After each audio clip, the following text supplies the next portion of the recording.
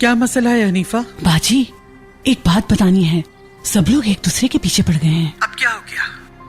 आप बताएं जरा, खिजर को जो खत मिला उसे कहाँ से मिला होगा? जल्दी बताओ हनीफा, किसने दिया था? कौन हो सकता है? यारीन। देखो तो जरा उस लोमड़ी को, उसे कहाँ से मिल गया वो खत? किसने दिया उसे? इसका मुझे नहीं पता बाजी, उसने नहीं बताया। चलो जल्दी पता लगाओ, फिर मुझे खबर करना इसकी। ठीक है बाजी, ठीक है।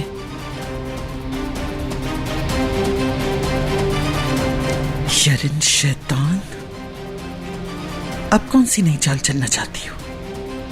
क्या शर फैलाना चाहती थी उस खत से?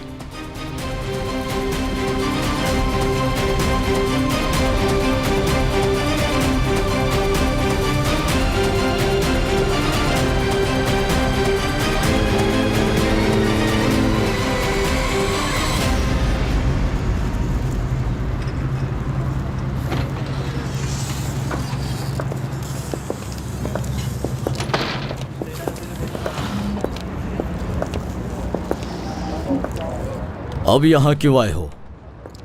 मैंने कहा था ना कि दोबारा यहां मत आना। देखें सर, आपको किसी ने परेशान किया या किसी ने डराया है या असलान बे लोगों से आपका कोई मसला है, मुझे इस बारे में नहीं पता। मैं यहां किसी को कुछ करने नहीं आया, लेकिन मुझे उमर पहलवान से बात करनी है। बहुत जरूरी बात करनी है मुझे उससे। मैंने जो कहना था कह दिया। तुम्हारा दोबारा यहां आने से कुछ भी नहीं होगा। जाओ यहां से।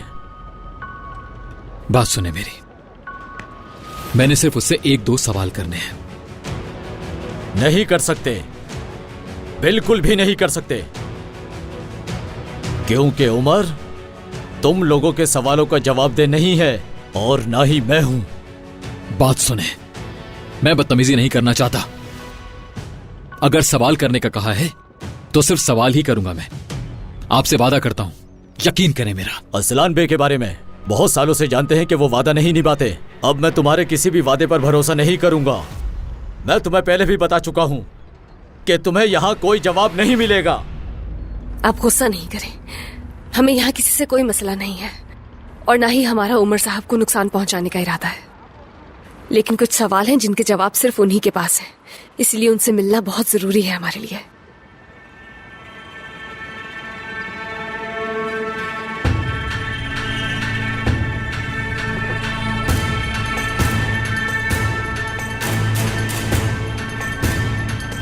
अच्छा तो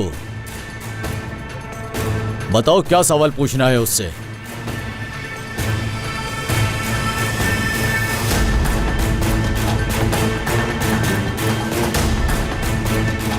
उन सब बातों का गवाह उमर पहलवान ही है, मतलब आपका भांजा।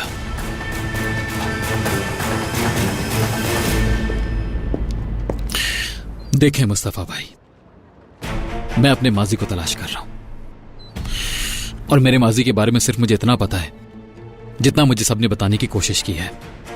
आप इस बात का मतलब नहीं समझेंगे।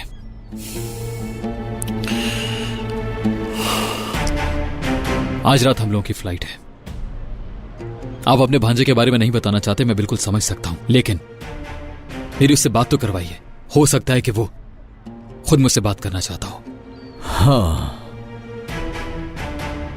उसने मेरे भांजे की जिंदगी बर्बाद कर दी। अजीजा असलान बे,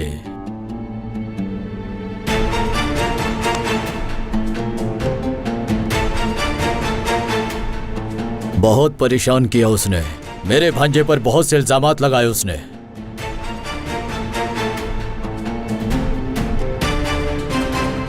मेरी बात समझने की कोशिश करो। मैं कभी भी तुम्हारे साथ या असलान बेग के साथ कोई ताल्लुक रखना नहीं चाहता।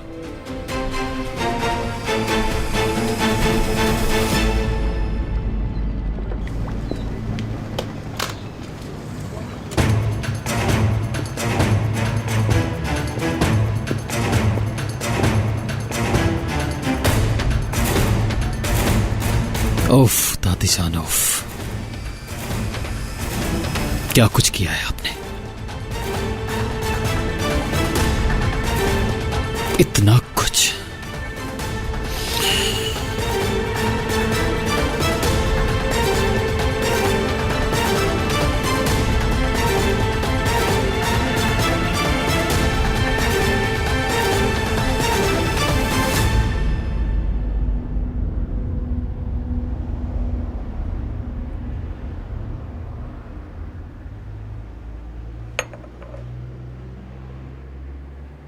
मेरी बात गौर से सुनिए।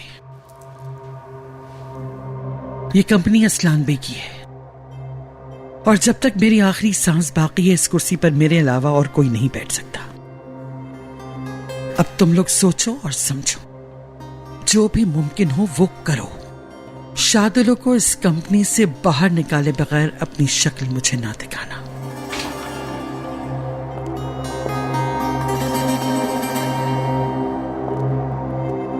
मुझे पता नहीं था कि आपने मीटिंग रखी है। अगर तुम्हें शामिल करना होता तो तुम्हें खबर हो जाती।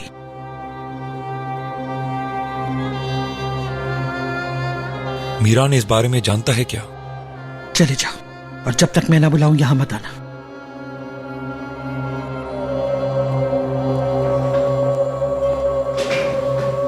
चलो अब तुम लोग भी जाओ और जब तक शादुलो वालों की फतह को मलिया मेट नहीं कर देते कोई भी इस कंपनी को छोड़ के नहीं जा सकता।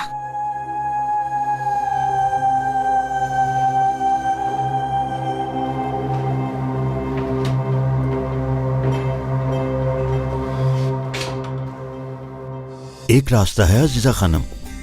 पिछले साल एग्रीमेंट में हमने एक पॉइंट रखा था जिसके मुताबिक ऑपोजिट पार्टी अगर कुर्सी संभालती है तो उन्हें नकद रकम अदा करनी होगी। क्या मतलब है तुम्हारा? असलान बेग के पास तो रकम मौजूद है लेकिन शाहदोलो के पास नहीं है और उन्हें 50% रकम अदा करनी होगी जो कि कंपनी को चलाने के लिए बहुत अहम है।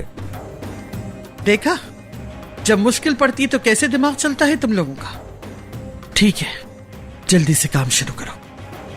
अजीजा असलान बे की कुर्सी पर बैठना इतना आसान नहीं, बता दो उन लोगों को। जैसा आप चाहें।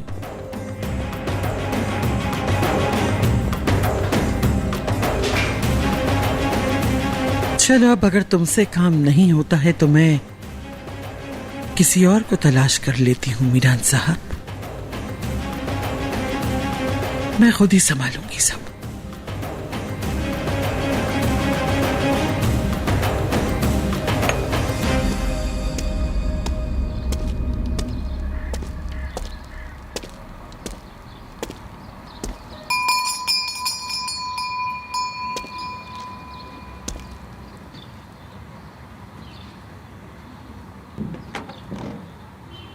जी, किससे मिलना है आपको?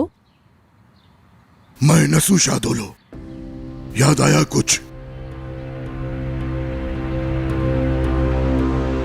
तुम जहां से आए हो वहां वापस चले जाओ, मुझे तुमसे कोई बात नहीं करनी।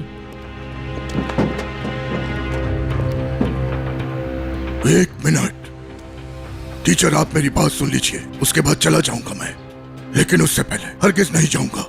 अगर बात जरूरी ना होती और मेरे बेटे के मुताल्लिक ना होती तो मैं हरगिज परेशान करने नहीं आता यहाँ।